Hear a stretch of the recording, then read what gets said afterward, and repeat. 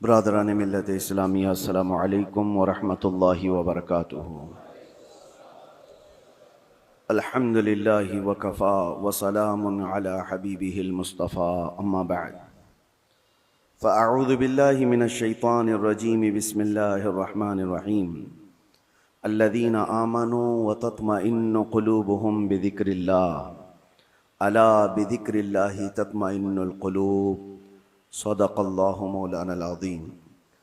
बारगाह रिसालत मुआब सल्लल्लाहु तआला अलैहि वसल्लम में दुरूद पाक का हदिया पेश करें। अल्लाहुम्मा सल्लि अला सय्यिदिना मुहम्मदिन मअदनिल जूदि वल करम व आलिहि व अस्हाबिहिल किराम व इब्निहिल करीम व बारिक व सल्लिम सलातन दाइमतन सरमदन अबदा। अज़ीज़ान गिरामी वक़ार, अल्लाह के रसूल सल्लल्लाहु तआला अलैहि वसल्लम इरशाद फरमाते हैं, अला व इन्न फिल जसदि मुदग़तुन इज़ा सलुहत सलुहल जसदु कुल्लुहु व इज़ा फसदत फसदल जसदु कुल्लुहु अला वहियल क़ल्ब। हुज़ूर पाक सल्लल्लाहु तआला अलैहि वसल्लम का फरमान आलीशान है कि आगाह हो जाओ, जिस्म के अंदर गोश्त का एक ऐसा टुकड़ा है, सबके जिस्म के अंदर गोश्त का एक ऐसा टुकड़ा है कि अगर वो सही हो गया तो पूरा जिस्म सही है, और अगर वो बिगड़ गया तो पूरा जिस्म बिगड़ जाएगा। वो क्या है? अला वहियल क़ल्ब। मेरे आका फरमाते हैं आगाह हो जाओ, वो दिल है, वो दिल है। दिल अगर सही रहा तो पूरा जिस्म सही रहेगा। साइंटिफिक तरीके से भी देखा जाए, जिस्मानी या हयातियात बायोलॉजी के एतबार से देखा जाए तो भी जिस्म के अंदर दिल का बड़ा मकाम है। रूहानी एतबार से भी, इस्लामी नज़रिए के एतबार से भी दिल का बड़ा मकाम है। उसको रईसुल आज़ा कहा गया है। सारे आज़ा का, हमारे सारे बॉडी के पार्ट्स का बादशाह है। उसके सही होने को मेरे आका सल्लल्लाहु तआला अलैहि वसल्लम ने इसीलिए फरमाया कि अगर वो सही हो गया तो पूरा जिस्म सही है। तुम्हारी आंखें सही काम कर रही होंगी, तुम्हारे हाथ और पैर सही काम कर रहे होंगे, तुम्हारी जुबान सही बोल रही होगी, ज़हन और दिमाग सही काम कर रहा होगा। लेकिन दिल अगर बिगड़ गया है, इसके अंदर दूसरी चीज़ें भर गई हैं, तो फिर हर चीज़ फसादी हो जाएगी। उसकी आँखों से भी, उसके हाथों पैरों से भी, उसकी ज़ुबान से भी बुराइयां ही सादिर होने लग जाएंगी। तो इसीलिए औलिया इकराम के मदरसे में ख़ास तौर पर दिल की सफाई पर तवज्जो दी जाती थी, जिसको तज़किये क़ल्ब कहा जाता है, तस्फ़िये क़ल्ब कहा जाता है। सफाई, दिल की सफाई और दिल की पाकीज़गी, ये बहुत ज़रूरी चीज़ है। इसके बग़ैर आदमी के अंदर कोई चीज़ ठहरती नहीं। और दिल का मामला ऐसा है कि पल में तोला पल में माशा, कभी इधर का होता है कभी उधर का होता है। अभी कुछ और सोच रहा है, थोड़ी देर के बाद कुछ और दिल में आ रहा होता है। कल्ब कहते हैं पलटने की चीज को। अरबी में जो पत्ता हवा में गिरा हुआ होता है, सूखा पत्ता, और देखिए हवा में वो कितने बार इधर से उधर होता रहता है। तो इसी तरह से दिल को भी कहा गया है कि ये हवाओं की तरह, पत्ता जिस तरह से उलट पलट होता रहता है, दिल का भी मामला वही है। और दूसरी एक हदीस है, अल्लाह के रसूल सल्लल्लाहु अलैहि वसल्लम इरशाद फरमाते हैं, तुम क्या समझते हो कि दिल तुम्हारे कंट्रोल में, तुम्हारे काबू में? इन्नल क़ल्ब बैन इस्बअइर रहमान। बेशक दिल अल्लाह की दो उंगुश्ते कुदरत के बीच में है, जिस तरफ चाहे रब ताला उसे घुमा दे। इसीलिए रसूल करीम सल्लल्लाहु तआला अलैहि वसल्लम जब नमाजों में दुआ करते थे तो एक दुआ हुजूर से ये भी साबित है, हमेशा मेरे आका ये दुआ करते थे, या मुक़ल्लिबल क़ुलूबि सब्बित क़ल्बी अला दीनिक। ऐ दिलों को फेरने वाले खुदा, मेरे दिल को अपने दीन पर कायम रख। ये दुआ आप भी किया करें कि रसूल करीम सल्लल्लाहु तआला अलैहि वसल्लम ने हमें तालीम दी है इस चीज़ की कि दिलों को फेरने वाले खुदा, आज तो दिल तेरा, आज तेरी तरफ से दिया हुआ ये दिल इस्लाम पर है, ईमान पर है। क्या पता कल का आने वाला दिन इस दिल को किस तरफ फेर दे। आने वाले हादसात दिल के अंदर क्या चीजें फैला दें, क्या चीजें डाल दें। अच्छे अच्छे लोगों को बिगड़ते हुए देखा है। इसीलिए हमेशा इस बात की तरफ रहें कि अल्लाह तबारक व तआला हमारे दिल को अपनी दीन पर और अपनी इबादत पर कायम रखे। दूसरी चीज, ये कल्ब के मुतालिक कुरान ने क्या कहा, अल्लज़ीना आमनू व तत्मइन्नु कुलूबुहुम बिज़िक्रिल्लाह। हाँ, ये दिल का इत्मीनान कहाँ से है? आज पता है आपको, पूरे वर्ल्ड में, दुनिया में सबसे ज्यादा कॉमन चीज जो बीमारी है लोगों को, वो दिल की बेचैनी, दिल की घबराहट। अब उसको बायोलॉजी के एतबार से ब्लड प्रेशर कहा जाए, बीपी कहा जाए कि खून का दौरान इसमें प्रेशर ज्यादा हो जाता है, ये सारा का सारा मामला दिल से ही तो है। उसको साइंसी नजरिए से देखने वाले लोग अलग अलग तरीके से समझते हैं कि दिल के अंदर चिकनाहट ज्यादा आ गई, खून में मोटापा आ गया है, ब्लड जो है वो थोड़ा सा थिक हो गया है, जिसकी वजह से दौरान खून कम हो गया और प्रेशर बढ़ता गया और बीपी आ गया, अटैक आ गया है, फला फला चीजें। इसको बायोलॉजी के एतबार से देखने वाले, लेकिन सूफिया इकराम फरमाते हैं जब जब गुनाह ज्यादा होते हैं दिल के ऊपर दौरा बढ़ जाता है, दिल की बेचैनी और घबराहट बढ़ जाती है। जब कभी दिल के अंदर बेचैनी और घबराहट हो तो सूफिया इकराम फरमाते हैं सबसे पहले तौबा करो, तौबा करो, अल्लाह करीम की बारगाह में अपने आंसू बहाओ, देखना दिल तुम्हारा हल्का हो जाएगा। और कुरान क्या कहता है? कुरान ये कहता है जो ईमान वाले लोग हैं उनके दिलों का इत्मीनान अल्लाह के जिक्र से होता है। अला बिज़िक्रिल्लाहि तत्मइन्नुल कुलूब, आगाह हो जाओ, अल्लाह के जिक्र से दिलों को सुकून मिलता है। और यहाँ हाल ये है कि जो ईमान वाले हैं वो महीनों हो जाता है अल्लाह का जिक्र नहीं करते, तो फिर दिल को उन्होंने बेचैन ही तो रखा है, दिल को ग़िज़ा नहीं दी है, दिल को ऐसी आवारा छोड़ रखा है। अरे मियाँ, जिस्म को सुबह से लेकर रात तक खाना न दो तो ये निढाल हो जाता है, चक्कर आने लग जाते हैं। अगर 2-3 दिन खाना ना दिया जाए तो जिस्म तो खत्म ही हो जाता है। तो जब जिस्म कमजोर होता है बगैर ग़िज़ा के, तो दिल भी कमजोर होता है बगैर ग़िज़ा के। और दिल की ग़िज़ा है अल्लाह का जिक्र। अल्लाह का जिक्र जब जब हो तो ये दिल को पावरफुल बनाता है, दिल के अंदर मजबूती आती है। 2 चीजें खास कर लें अपनी जिंदगी में, एक इस्तिग़फ़ार कसरत से, अस्तग़फ़िरुल्लाह रब्बी मिन कुल्ली ज़ंबि व अतूबु इलैह, बैठते उठते जिस वक्त भी हो इस्तिग़फ़ार कसरत से करो कि तौबा करना है।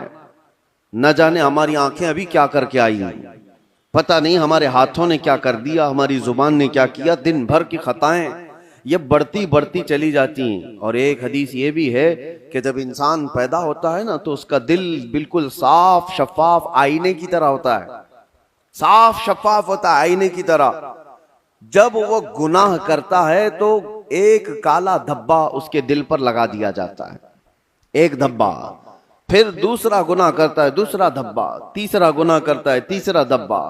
तो ये धब्बे, ये दाग बढ़ते बढ़ते बढ़ते फिर पूरे दिल को काला कर देते हैं, पूरा दिल सियाह हो जाता है। और जब दिल काला हो जाए तो उसकी अलामतें ये बताई गई हैं कि मस्जिद में ज्यादा देर बैठने का मन नहीं करता, कुरान ज्यादा देर पढ़ने की तबीयत नहीं चाहती, जल्दी से कुरान बंद कर दो, जल्दी से मस्जिद से निकल कर भाग जाओ, नेकियों की तरफ उसकी रग़बत नहीं होती, जेब में पैसे होंगे लेकिन किसी को खैरात करने का दिल नहीं करता। तो ये दिल के काले होने की अलामात हैं, सियाह होने की अलामात है। ये एक्सरा मशीन से और सोनोग्राफी से मालूम होने वाली चीजें नहीं है। ये अल्लाह के नबी सल्लल्लाहु तआला अलैहि वसल्लम ने बयान फरमाया। अब उसके इलाज की तरफ हमें तवज्जो देनी है। आज दुनिया ने हमारे दिलों को अपने रंगीन गुनाहों से सियाह कर ही दिया है। देखें, हम सुबह से शाम तक जिन कामों में मसरूफ हैं, अब आज सबसे ज्यादा हमारे पास कोई चीज मशगूल है तो वो हमारा टीवी स्क्रीन, मोबाइल स्क्रीन। न जाने वो किन किन चीजों को दिखाते हुए हमारी आंखों को खरीद जाते हैं, कंट्रोल भी नहीं रह पाता। इसीलिए दिल पर बोझ बढ़ता जा रहा है। जिसको आप टेंशन कहते हैं, जिसको आप लोग डिप्रेशन कह रहे हैं, ये सिर्फ हादसात का या फिर दुनियावी किसी खसारे का टेंशन नहीं है। ये दिल का सियाहपन दिमाग पर बोझ बना देता है। भारी हो जाती है तबीयत। कुछ लोगों को घरों में तबीयत नहीं लगती कि बैठने का भी मन नहीं कर रहा, खाने का भी मन नहीं कर रहा, किसी से बात करने का भी मन नहीं कर रहा। ये बहुत अपर लेवल पर आ गई चीज कि उसकी दिल की बेकरारी बहुत बढ़ गई है, घबराहट बहुत ज्यादा बढ़ गई है। इसीलिए हम सूफिया इकराम को देखते हैं, जब जब कभी किसी के दिल की बेचैनी बढ़ जाती, घबराहट बढ़ जाती, तो वो किसी अल्लाह वाले की बारगाह में चले जाते थे, सूफिया इकराम की बारगाह में चले जाते, आस्थानों पर चले जाते, अल्लाह का जिक्र करते, फिर वो अपने दिल की पाकीज़गी लेकर के वापस लौटते हैं। वजह क्या है? अब मैं इलाज की तरफ आता हूं कि दिल को पाक करना है तो क्या चीज चाहिए। कई इलाज है, उसमें सबसे पहला तो जिक्र इलाही। अल्लाह के रसूल सल्लल्लाहु ताला अलैहि वसल्लम ने जो फरमाया उसको भी मैं आपके सामने रखता हूं। पहले हम चल रहे हैं कि इस्लाम में हर चीज के पाक करने का तरीका बताया गया। कपड़े पर अगर नजासत लग गई तो पाक करने का तरीका है। नजासत, पेशाब, पखाना, किसी भी चीज की गलाजत लगी हो तो उसको पाक करने धुलने का तरीका है। कपड़े को 3 बार धो और 3 बार निचोड़ो, अच्छे से सुखाओ, कपड़ा पाक हो जाए। बर्तन में नजासत लग जाए तो उसके पाक करने का तरीका है। अगर पानी की बाल्टी में कोई नजासत गिर गई, उसको पाक करने का भी तरीका है। फिक़ह में सबके, कुएं में नजासत गिर गई, कुआं था उसमें चूहा गिर गया, बिल्ली गिर गई, बकरी, कुत्ता, जो भी जिस साइज का है उसके सबके मसले मौजूद हैं। कितने डोल पानी निकालने पर यह पानी पाक हो जाएगा। जमीन के पाक करने का भी तरीका है। जमीन पर अगर नजासत लगी, मिसाल के तौर पर किसी जानवर ने लीद कर दिया, गोबर कर दिया, अब नजासत तो लगी है, उसको पाक कैसे किया जाए? तो फिक़ह का कानून है कि जोर बारिश हो जाए या आप तेजी से उस पर पानी बहाओ और फिर तेज धूप पड़ जाए, जमीन सूख गई तो वो जमीन पाक हो गई, क्योंकि अब उसको निचोड़ा नहीं जा सकता। जमीन तो जहां है वही। तो उसका कानून ये है कि तेज बारिश हो गई और तेज धूप पड़ गई, सूख गई जमीन, तो पाक हो गई। बारिश नहीं है तो तेज पानी मार दिया और उसके बाद धूप लगना जरूरी है, तेज धूप उसको लगी हो तो जमीन पाक हो गई। तो ये नजासतों से पाक करने के तरीके। अब आइए मैं आपको बताता हूं, दिल पर नजासत लगी हो, ये कैसे पाक किया जाए? गुनाहों के धब्बे लगे हों, इसमें न जाने लालच, गीबत, कीना, बुग़्ज़, अदावत, न जाने क्या क्या चीजें भर गई हों, ये नजासत पाक करने का तरीका क्या है? मौलाना जलालुद्दीन रूमी मसनवी शरीफ के मुसन्निफ फरमाते हैं, दिल को पाक करने का तरीका वैसी ही है जैसे जमीन को पाक करने का तरीका है। जमीन को पाक करने के लिए तेज बारिश का हो जाना और तेज धूप का पड़ जाना काफी होता है कि जमीन पाक हो जाती है। दिल को पाक करने के लिए जिक्र इलाही की बारिश होना चाहिए और किसी शेख कामिल की तेज निगाह पड़नी चाहिए, दिल पाक हो जाता है। जिक्र इलाही की बारिश हो तो पानी की तरह इसको धुल देता है और उसके बाद किसी शेख कामिल, अल्लाह वाले की नजर उस पर पड़े तो फिर उसका दिल इसी तरह से सूख करके पाक हो जाता है जैसे जमीन पाक हो गई। आज हमारे लिए यही तो मसला है कि हम अपना वक्त अपने दिल की पाकीज़गी के लिए नहीं निकाल पाते, हमारे पास ये वक्त ही नहीं रह गया। हाँ, अगर जिस्म के अंदर कोई बीमारी आ गई तो फिर भागेंगे, दौड़ेंगे, डॉक्टर्स के पास इलाज कराएंगे। मेरे अजीजों, ये बेचैनी और बेकरारी और घबराहट का इलाज उनके पास भी नहीं। वो डॉक्टर्स ज्यादा से ज्यादा आपको नींद की गोलियां दे सकते हैं डिप्रेशन कम करने के लिए, स्ट्रेस कम करने के लिए। आप अच्छे से सो, घंटों सोते रहो, किसी को सुला देना ये डिप्रेशन का इलाज नहीं है। और कुछ तो डॉक्टर्स के पास जाकर डिप्रेशन का इलाज गोलियों से लेकर के आ गए और कुछ अपने हाथों इलाज करने के लिए सिगरेट पीने लग गए, अपने हाथों इलाज करने के लिए वो बीड़ी गुटखा खाने लग गए।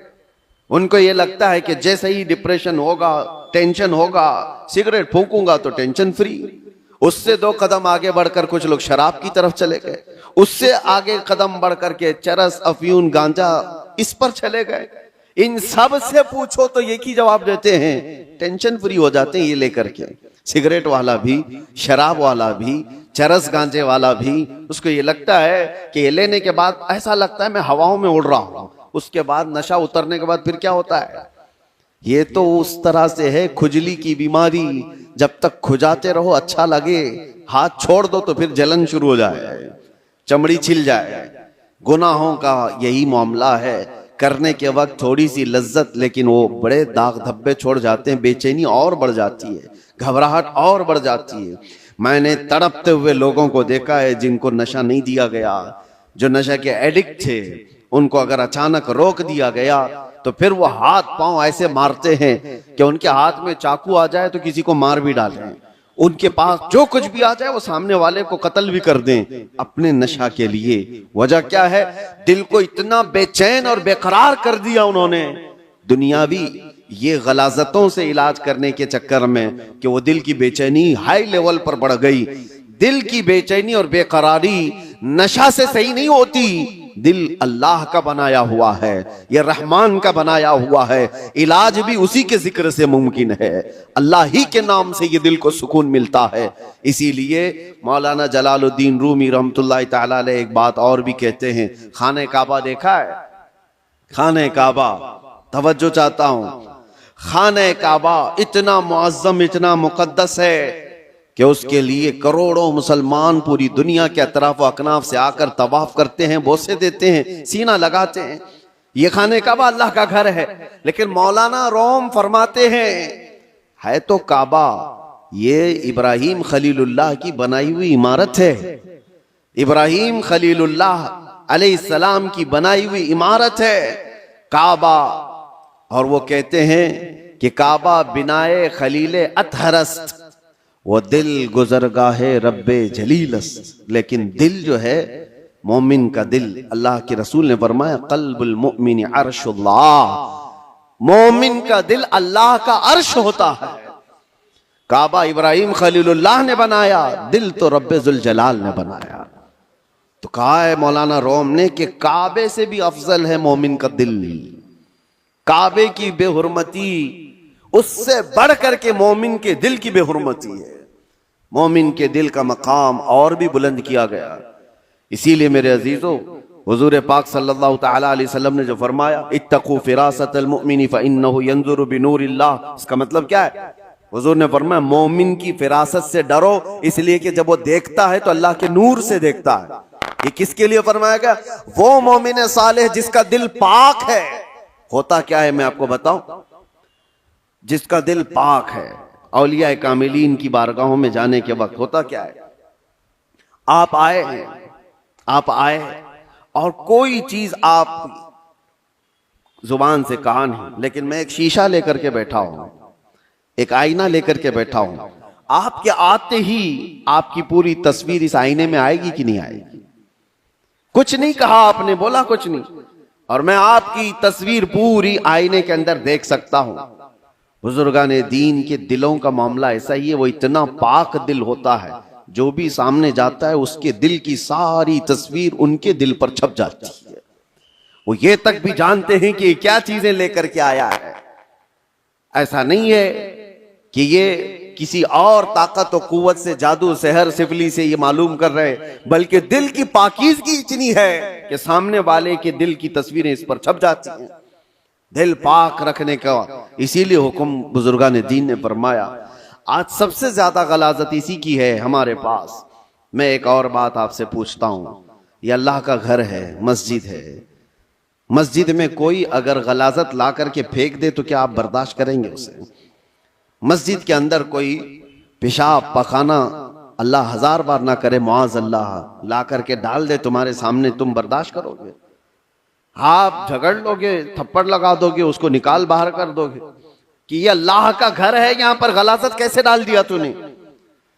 जो मस्जिद की सफों पर गलाजत देखने को तैयार नहीं, वो मुसलमान फिर अपने दिल को जो अल्लाह का अर्श है उसमें गलाजतें कैसे डाल रहा है? खुद से तो डाल रहा है। न जाने किसकी किसकी मोहब्बत, न जाने कौन कौन से गलीज सोचे उसने दिल में डाल रखा।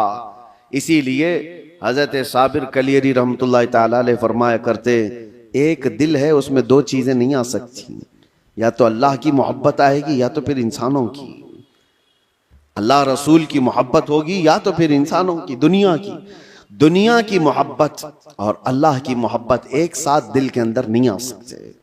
तो तुम ये फैसला करो किस चीज को तुमने जगह दे रखा है, अपने दिल को किसके लिए खोल रखा है। मेरे अजीजों, और एक इलाज की तरफ मैं आपको लेकर चलता हूं। अल्लाह के रसूल सल्लल्लाहु ताला अलैहि वसल्लम के पास एक सहाबी आए। एक अलामत और भी मैं आपको बताऊं, नमाज पढ़ते हैं, जैसे अभी मैंने कहा दिल के काले होने की अलामत यह है कि मस्जिद में ज्यादा देर दिल नहीं करता, नमाजों का वक्त हो जाए तो तबीयत भारी लगने लगे, उसे इबादतों की तरफ शौक नहीं लगता, ये दिल के उसके सिया होने की अलामत। इसी तरह से जब कुरान की तिलावत होती है ना, तो पाक दिल वाले की आंखों से आंसू आ जाते हैं। साफ दिल वाला नमाजों में महव हो जाता है, डूब जाता है। और दिल के अंदर अगर गुनाहों का बोझ हो तो नमाज भी भारी। वो पीछे से चिल्लाने लग जाए, इमाम साहब कितनी लंबी किरात करते हैं यार, ये तो दुआएं कितनी लंबी लंबी मांगते हैं, हमारा काम धंधा है। तुम्हारा दिल का बोझ है जो तुम 3 घंटे 4 घंटे मैच देखने पर ये नहीं कहते कि कितना लंबा चल रहा है, फिल्में देखने पर कभी ये नहीं कहते, लेकिन मस्जिद में 10 मिनट से ज्यादा की अगर जमात हो जाए तो ये बेचैनी और बेकरारी क्यों बढ़ जाती है। आपको पता है वो सहाबा इकराम जब नमाज पढ़ाते थे, हजरत मुआज इब्न जबल फजर की नमाज में उन्होंने पूरे सूरह बकरा पढ़ा दी थी। सूरह बकरा 2.5 पारे की है, आप 2.5 सफा नहीं सुन पाओगे। 2.5 पारे तकरीबन उन्होंने पूरे फजर की नमाज में पढ़ा दी। तो वो सहाबा माँ होते थे सुनने में। अब जिस बात के लिए मैं ये कह रहा हूं, नमाजों में अगर बेचैनी और बेकरारी बढ़ गई है तो क्या करना चाहिए। एक सहाबी आए थे हुजूर की बारगाह में, यूं कहा, या रसूल अल्लाह सल्लल्लाहु अलैहि वसल्लम, दूसरे लोग सब जो आपके पीछे नमाज पढ़ते हैं तो रोते हैं, गिड़गिड़ाते हैं, अल्लाह को याद करते हैं, मुझे रोना नहीं आता, कुरान पढ़ने पर मुझे अश्क नहीं आते। हुजूर पाक सल्लल्लाहु अलैहि वसल्लम ने फरमाया तुम्हारा दिल सख्त हो गया है। ये फरमाया तुम्हारा दिल सख्त हो गया है, उसको नरम करो। कहा क्या करूं? क्या इलाज मेरे आका ने बयान किया। वजीफे तो करते ही रहते हैं। हुजूर पाक सल्लल्लाहु ताला अलैहि वसल्लम फरमाते हैं जाओ किसी यतीम बच्चे के सर पर हाथ फेरो, अल्लाह दिल नरम कर देगा। एक इलाज ये भी मेरे आका ने फरमाया, यतीमों के लिए दिल में अपने एहसास पैदा करो, दिल नरम हो जाएगा। आज सच बताता हूं मेरे अजीजों, ढूंढो हजारों ऐसे गुरबा और मसाकीन जिनकी आंखों को पोंछने वाला कोई नहीं, जिनकी ठंडी और गर्मियों के सिलसिले में कोई देखने वाला नहीं। उन बच्चों के लिए अगर एहसास भी दिल के अंदर हो, एक आंसू भी का कतरा भी निकले तो तुम्हारा दिल नरम हो जाएगा। आपको पता है जब कभी मैं उन फिलिस्तीन के बच्चों को देखता हूं, रमजान आए, ईद आए तो अपने वालिदैन की कब्रों पर जाकर बैठ जाते हैं और कोई बच्चा अपने बाप को पुकार रहा होता है कि बाबा मुझे सुन रहे हो, आज ईद का दिन है, कोई कपड़े पहनाने वाला नहीं। तो ये जमाने रसूल याद आता है। ये वो यतीम है कि अगर मेरे आका के जमाने में पुकारे होते तो मेरे आका कंधों पर बिठा लेते थे। आज उम्मत पर कुछ एहसास नहीं होता। उनकी चीखें, उनकी पुकार को सुन करके सब हम अपने अपने ऐश में मसरूफ रहते हैं। अपने दिल के अंदर एहसास पैदा करो, दिल नरम हो जाएगा। और हम तो झिड़कियां दे करके लोगों के तलाशी में लग जाते हैं, इसका तो धंधा है मांगने का, इसका तो धंधा है कमाने का, ये गरीब नहीं है, ये ऐसा है वैसा है, सारी पंचायत में तो लगे रहते हैं। क्या कोई यतीम मिलता ही नहीं, कोई मिस्कीन मिलता ही नहीं जिसके सर पर हम हाथ रखें। मेरे अजीजों, आज के दौर में भी बहुत है इस तरह के कुछ गैरतमंद लोग वो हैं जो जिंदगी पर सवाल नहीं करते। कल की बात मैं बताऊं, कल ही की बात, मेरे पास एक खातून का ऐसा मसला आया जिसके 3 बच्चे माजूर हैं। एक 14 साल का, दूसरा 12 साल का, तीसरा 9 साल का। तीनों बिस्तर पर, हाथ पांव मुड़े हुए, सर झुका हुआ, न बोल सकता है न हाथ उठा सकता है, पेशाब पखाना सब बिस्तर पे। और शोहर का इंतकाल हो चुका। 3 बच्चों को पालने के लिए वो खातून कहती है मेरे पास 1 घंटे की भी फुर्सत नहीं होती। उसको खिलाकर फारिग हो जाऊं तो इसका होता है, इसको खिलाकर फारिग हो जाऊं तो इसका होता है, इसका पेशाब साफ करूं तो इसका होता है, इसका पेशाब साफ करूं तो इसका होता है। मैं न जॉब कर सकती हूं, न कमाने के लिए जा सकती हूं। मुझे ये बताएं कि ये 3 बच्चों को जिस तरह से पालना है। और आखिर में उस खातून ने जो बात कही मेरे दिल पर लगी। मैंने कहा घबराहट और बेचैनी में कुफ्र तो नहीं करती हूं कि मेरे घर में ऐसा क्यों हो गया। कहती है नहीं मौलाना, कभी आज तक मेरे दिल में ख्याल भी नहीं आया। मैं तो शुक्र करती हूं कि अल्लाह तबारक व तआला न होने से कुछ दिया तो है, और मुझे इसी खिदमत के लिए दुनिया में पैदा किया गया होगा, मैं ये सोचती हूं। और आज इन बच्चों का चलना फिरना मैं नहीं देख सकती, आखिरत में अल्लाह इसका अजर तो देगा। कहा ये सालिहीन लोग हैं, इन लोगों की मदद कोई करने को आगे इसीलिए नहीं बढ़ता कि वो गैरतमंद लोग हैं, किसी से पूछते नहीं है, मांगते नहीं है। लेकिन आस पड़ोस में लोगों को एहसास तो होता है कि ऐसे घर मौजूद हैं कि उन तक हम क्यों नहीं पहुंचते। ये दिलों की सख्तियां हैं मेरे अजीजों। दिल जब सख्त हो जाता है तो उसे आसपास का कुछ नजर नहीं आता। आप ढूंढो, ये शाबानुल मुअज्जम का महीना है, कसरत से इबादत की तरफ बढ़ाने वाला महीना है, रमजान के इंतजार वाला महीना है। और इसमें जो बीज बोगे तौबा इस्तिगफार के, वो रमजान में उसके फल देखने को मिलेंगे। अभी इसे इसकी तैयारियां करो कि दिल पाक हो जाए, दिल नरम हो जाए। जिक्र इलाही से अपने हर रात को सजाओ, हर रात को। और जिसका दिल बीमार हुआ, कुरान तो ये कहता है तुम क़सत क़ुलूबुहुम मिन बअदि ज़ालिका फ़हिय कल हिजारति औ अशद्दु क़स्वा, कि बनी इसराइल के बारे में कुरान में अल्लाह फरमाता है उनके दिल इतने सख्त हो गए जैसे पत्थरों की तरह।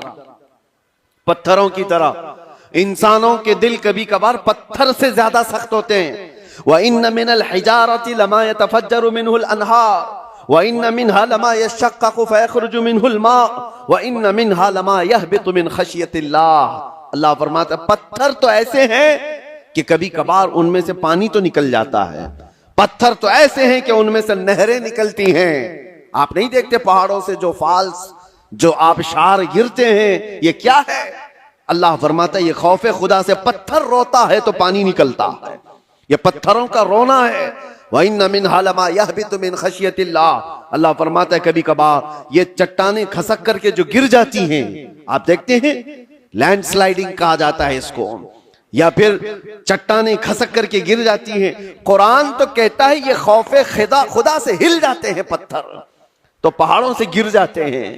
और इंसान का दिल ऐसा है कि पत्थरों से ज्यादा सख्त हो जाता है, ना इसके आंसू आए, ना इसका जिस्म हरकत में आया। ये कुरान की बात कह रहा हूं। तो जब इतना सख्त हो जाता है दिल, तो ये भी कहा गया कि इंसान का हाई लेवल का जब सख्त दिल हो जाता है तो वो अपनी माँ और बेटी में और बीवी में फर्क करना भूल जाता है। वो आम औरत में, अपने रिश्तों में फर्क करना भूल जाता है। हलाल और हराम की तमीज उससे निकल जाती है और उसको नमाज और गैर नमाज के औकात में कोई फर्क नहीं लगता।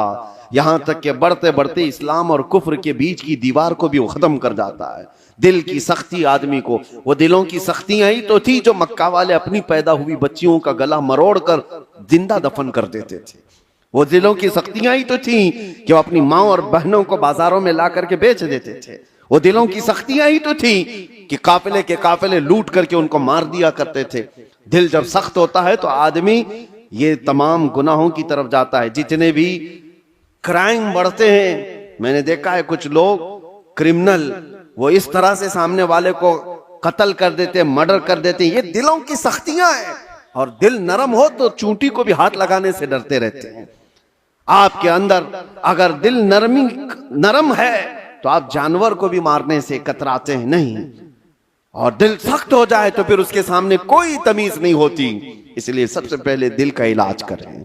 अपने दिलों का इलाज अल्लाह के जिक्र से है, कसरत से अल्लाह का जिक्र करें। या अल्लाह या रहमान या रहीम, दिल मारा कुन मुस्तकीम। हमारे बुजुर्गान दीन जब बैत करते थे तो सबसे पहले ये पढ़ाते थे, ऐ अल्लाह, ऐ रहमान, ऐ रहीम, दिल मारा कुन मुस्तकीम। मेरे दिल को, हमारे दिल को इस्तिकामत अता फरमा दे, हमारे दिल को सिराते मुस्तकीम अता कर दे, घबराहट और बेचैनी से आजाद करा दे। तो ये सबसे पहले बैत करने के वक्त भी पीर और मुर्शिद पढ़ाते थे। इसीलिए कसरत से पढ़ो, या अल्लाह हो या रहमान या रहीम, या अल्लाह हो या रहमान या रहीम, दिल मारा कुन मुस्तकीम बिहक़्क़ि इय्याका नअबुदु व इय्याका नस्तईन। अल्लाह तबारक व तआला इस दुआ से दिलों को नरम फरमा देगा, दिलों की सख्तियां खत्म हो जाएंगी। अल्लाह करीम रमजान से पहले हमारे दिलों में नेकियों की फसलें उगा दे, हमारी आंखों से अश्क रवा हो जाए, हमारे दिलों की सख्तियां खत्म हो जाएं। मौला करीम उम्मत मुस्तफ़ा पर यह आने वाला रमजान खैर और बरकत वाला बना दे, सादतों और रहमतों वाला बना दे, हमारी जिंदगी थोड़ी और तवील कर दे मौला, कि हमें इस साल का रमजान देखना नसीब हो जाए।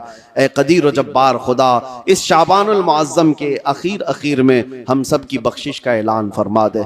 व आखिर दावाना अनिल हम्दुलिल्लाहि रब्बिल आलमीन। अस्सलामु अलैकुम।